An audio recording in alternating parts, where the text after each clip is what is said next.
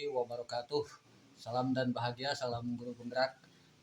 Bertemu lagi dengan saya Eri Suryadi, calon guru penggerak angkatan 11 dari Kabupaten Sukabumi.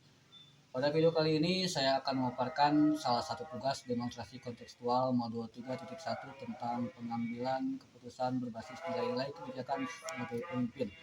Dan pada kali ini hadir bersama saya yaitu Bapak Hilman Fauzi SPD sebagai Kepala Sekolah SD Negeri Cisande 2 yang mana pada kali ini akan melaksanakan kegiatan wawancara dengan saya terkait dengan pengambilan keputusan berdasarkan nilai-nilai kebajikan sebagai seorang pemimpin.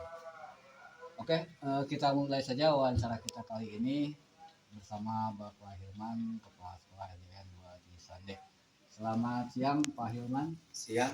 Pak, bagaimana kabarnya hari ini? Baik. Alhamdulillah kalau baik. Izinkan saya pada kali ini melakukan wawancara dengan Bapak, mudah-mudahan tidak mengganggu waktunya. Mudah-mudahan kita bisa saling berbagi informasi begitu ya Pak. Pada kali ini ada beberapa hal yang ingin saya tanyakan kepada Bapak terkait dengan pengambilan keputusan berbasis nilai-nilai kebajikan sebagai seorang pemimpin. Nah, Bapak ini kan sebagai kepala sekolah di SD ini tentunya pastinya dalam setiap melaksanakan tugasnya pasti akan mendapatkan peran atau tugas sebagai penentu kebijakan. Nah, untuk penentu kebijakan ini tentunya akan mempertimbangkan beberapa hal. Nah, untuk pertanyaan kita kali ini yang pertama, pertanyaan yang akan saya ajukan yaitu menurut Bapak ini, bagaimana selama ini Bapak mengidentifikasi kasus-kasus yang merupakan dilema ATK atau rujukan moral? Jawab ya. Selama ini dalam mengidentifikasi sebuah masalah, sebuah kasus merupakan dilema etika bila kasus tersebut memiliki dua nilai yang perlu untuk dipertimbangkan. Terlebih dahulu dalam mengambil keputusan, sedangkan bujukan moral adalah kasus yang perlu untuk dipertimbangkan terlebih dahulu dalam mengambil keputusan, sedangkan bujukan moral adalah kasus yang memiliki nilai yang sudah pasti benar. Jadi bujukan moral adalah kasus yang memiliki nilai yang sudah pasti benar atau salahnya. sehingga lebih dahulu mudah dalam pengambilan keputusan. Mungkin begitu. Kita lanjut ke pertanyaan berikutnya ya Bapak. Selama ini bagaimana Bapak menjalankan pengambilan keputusan di sekolah Bapak, terutama untuk kasus-kasus di mana ada dua kepentingan yang sama-sama benar atau sama-sama mengandung nilai kebajikan? Ketika ada kasus yang sama-sama memiliki nilai kebajikan yang harus mempertimbangkan kedua nilai tersebut sampai membuat bingung dalam mengambil keputusan, harus berusaha terlebih dahulu dalam membuat keputusan dengan nilai kasihan, dengan memberi kesempatan agar bisa melakukan perbaikan. Namun bila tetap tidak ada usaha untuk memperbaiki, maka nilai keadilanlah yang lebih digunakan. Begitu. Untuk selanjutnya Pak, terkait langkah-langkah atau prosedurnya, seperti apa nih prosedur yang bisa Bapak lakukan selama ini?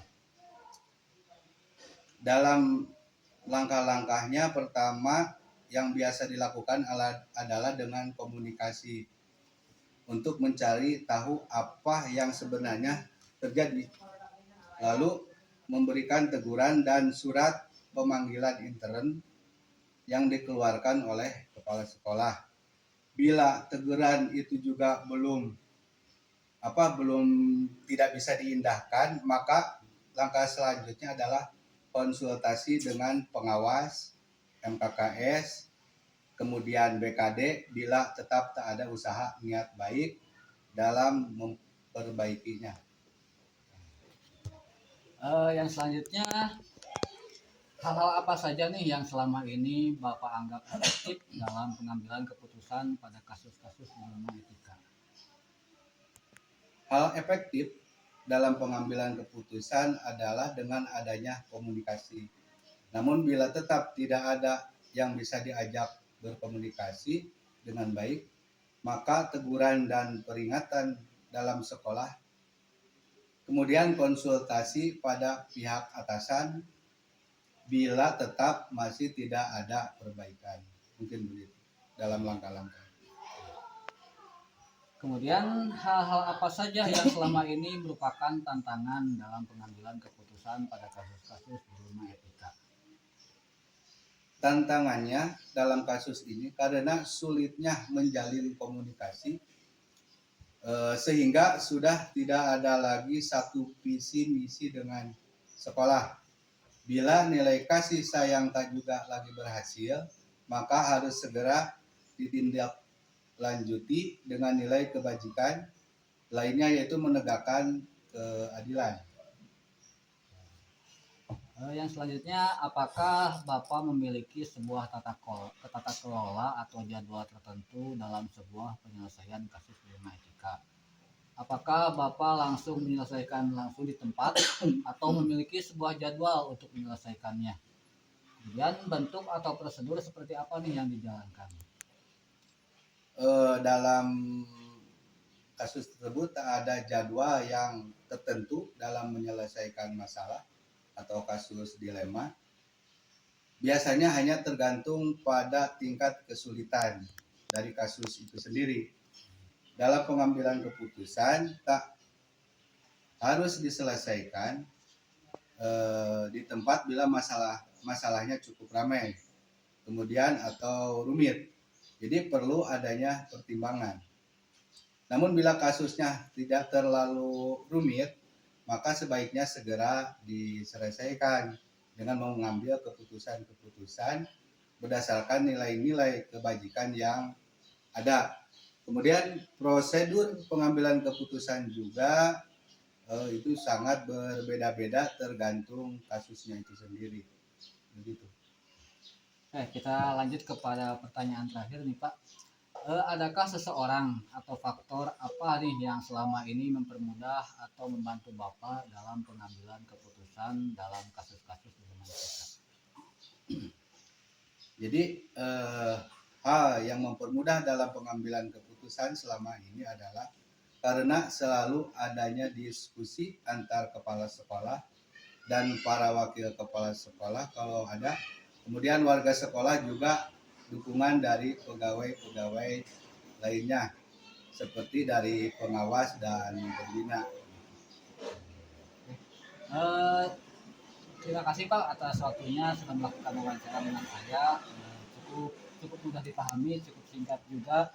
Eh, saya doakan mudah-mudahan dalam pengambilan keputusan ini dapat berjalan dengan lancar sesuai dengan tupoksi Bapak sebagai kepala sekolah. Ya, Pak. Terima kasih sekali lagi atas waktunya. Mohon maaf sudah mengganggu. Eh, Terima kasih juga untuk semua dewan guru di sini. Kita kita akhiri saja wawancara kita kali ini. Wassalamualaikum warahmatullahi wabarakatuh. Waalaikumsalam warahmatullahi wabarakatuh.